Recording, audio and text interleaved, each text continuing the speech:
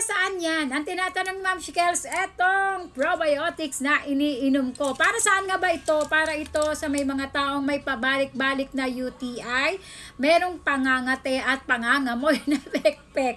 Pero syempre, disclaimer mga mima ha. Kung yung UTI nyo ito pong ang sakit na ng balakang ko, nilalagnat na ako, tapos yung pangangamoy at yung pangangate ng pekpek nyo ay sobrang lala na, consult your doctor first. Baka hindi na kayanin ng probiotics yan. Ito po ay probiotics na andito yung tatlong importanteng lactobacillus strain na mayroong coverage sa ating mga pekpek. So, ito yung lactobacillus rhamnosus, lactobacillus casei, lactobacillus acidophilus, at meron pa tong cranberry extract. Dati na ako umiinom ng probiotics. Ibang brand yon. Matagal na ako umiinom ng probiotics kasi nga, ang bango ng pekpek ko. Oo, mga mima, totoo yan.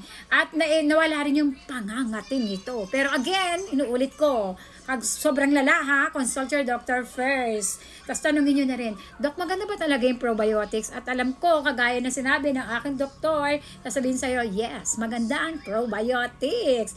Pwede itong bilihin dito sa TikTok. Dito ko nga ito nabili. Yes, sa isang doktor OBGYN, doon ko siya binili.